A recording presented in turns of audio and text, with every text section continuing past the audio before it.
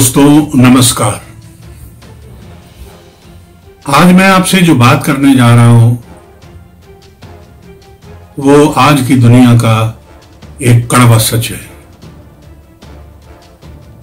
इंसान ने जैसे जैसे तरक्की की है वैसे वैसे ही वो एक पिंजड़े में, विज्ञान के और तरक्की के पिंजड़े में कैद होता चला गया है। उसने प्यार, मोहब्बत, सहिष्णुता को भूलकर खून खराबा, कत्ल, ये सब ठीक सीख लिया है।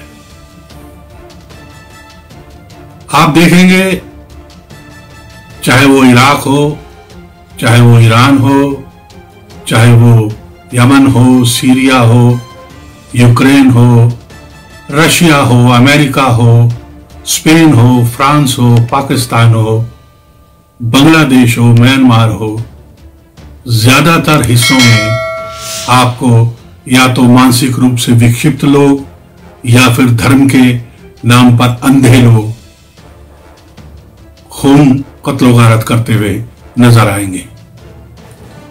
ये बड़े दुख की बात है। और कहते हैं कि हिलरी क्लिंटन ने एक बार कहा था कि अगर आप अपने कोर्टयार्ड में सांप पालते हैं तो ये कभी मत सोचना कि वो आपको नहीं काटेंगे। आज यही हाल, सबसे बुरा हाल जो पूरी दुनिया में है अंदरूनी लड़ाई का, कत्ल गारत का, वो पाकिस्तान में है।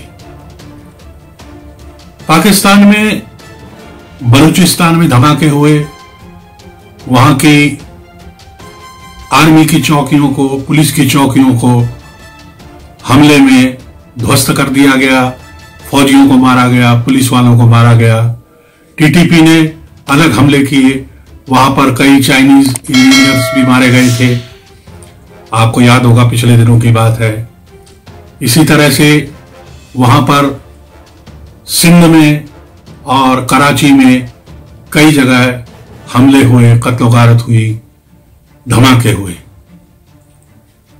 अभी एक जो नया धमाका जो हुआ है कल पेशावर में, किस्सा खानी बाजार जिसे कहते हैं, वो वहां पर जो शाही मस्जिद जो है शियाओं की, उस पर हमला हुआ। पहले तो वहां पर गोलियां बरसाई गई, 2 पुलिस वालों की मौत हो गई जो वहां पहरे पर थे बाहर, और एक बहुत गंभीर रूप से घायल हो गया। सुनते हैं शायद वो भाग गया था।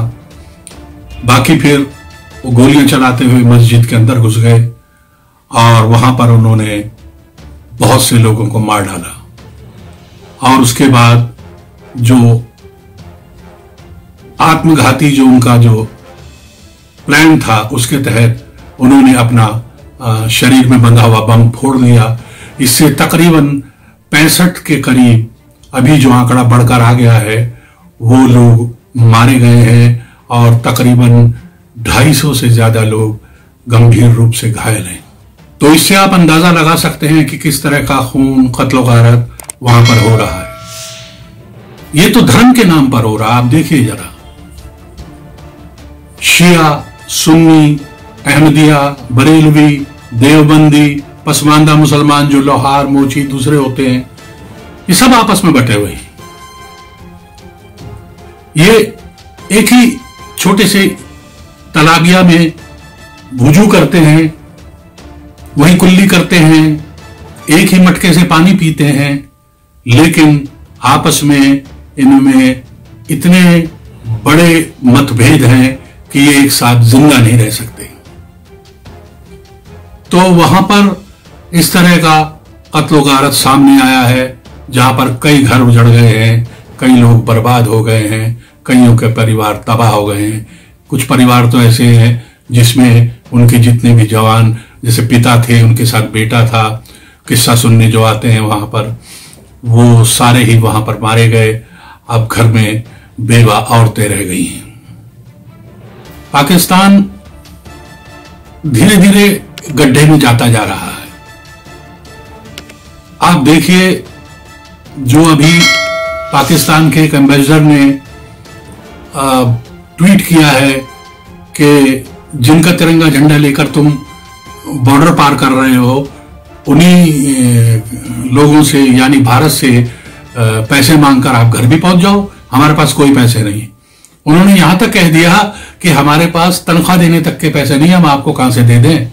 जब पाकिस्तानी सरकार ने कहा भी कुछ कुछ फंड दिए जाएं ताकि इनको वापस लाया जाए, तो वो कह रहे हैं हमारे पास तनख्वाह देने के लिए पैसे नहीं है।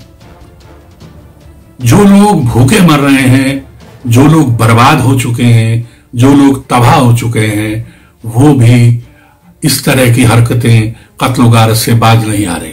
वो आगे बढ़ने का कोई रास्ता नहीं ढूंढ रहे, बल्कि वो ऐसी ऐसी हरकतें कर रहे हैं जिससे कि उनका मुल्क, उनकी कौम, सब कुछ और पीछे चला जाए।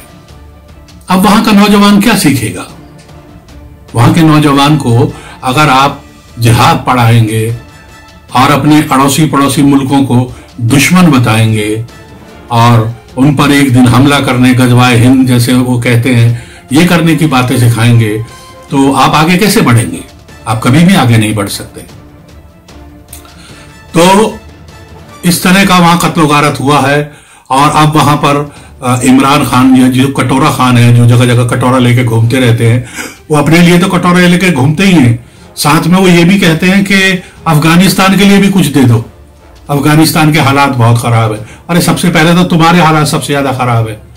मतलब कहते हैं ना कि एक आदमी की आंखें नहीं थी, उसने दूसरे आंखें को, अंधा अंधे को ठेले, अब पता नहीं कौन किसको झेले। तो ये वाली कहानी हो रही है इनकी। तो कमर में नहीं तहमद, नाम रख लिया अहमद। तो पाकिस्तान जो है इस हालात में पहुंच गया है कि वो कटोरा लेकर घूमता रहता है। और अब उसको अल्टीमेटम दे दिया बिलावल ने और कुछ और विपक्षी पार्टियों ने, शरीफ पार्टी ने भी, कि या तो आप एक हफ्ते के अंदर रिजाइन कर दीजिए, प्राइम मिनिस्टरशिप से हट जाइए, वरना फिर आपकी गवर्नमेंट को गिराने के लिए आपके पूरे इस्लामाबाद को घेर लिया जाएगा। उन्होंने अभी रशिया में जाकर भी पाकिस्तान की फजीहत करवाई है। यहां प्रधानमंत्री एक फोन करते हैं पुतिन को और अपने छात्रों के लिए सेफ पैसेज ले लेते हैं। 6 घंटे के लिए वहां लड़ाई रुक जाती है। ये भाई साहब वहां 2 दिन बैठे रहे और कुछ नहीं कर पाए। वहां पर जाकर गेहूं मांगने लग गए, गंदम जो बोलते हैं ये, और गैस मांगने लग गए। मतलब जहां जाएंगे वहीं कटोरा फैला देंगे। इनको अपनी हरकतों का अभी भी सुधार लेना चाहिए।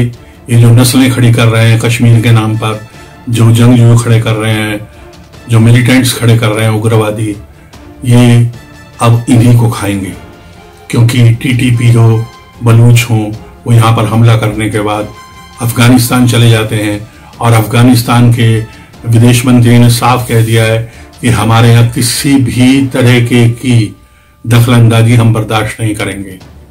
और वो खुलकर बलूचियों और टीटीपी वालों का साथ दे रहे हैं। तो किसी भी मुल्क को ये सीखना चाहिए, समझना चाहिए, सोचना चाहिए कि इस तरह की हरकतें आखिरकार आप ही को ले डूबती हैं। तो दोस्तों, उन सब परिवारों के प्रति जिनके लोग इस दुनिया में नहीं रहे, इस धमाके में, संवेदना प्रकट करते हुए हम तो सिर्फ इतना ही कहेंगे कि अपने को सुरक्षित रहिए, एकता बनाए रखिए। हिंदुस्तान से अच्छा मुल्क कोई नहीं है।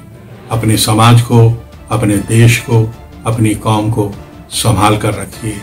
जय भारत, जय हिंद, वंदे मातरम।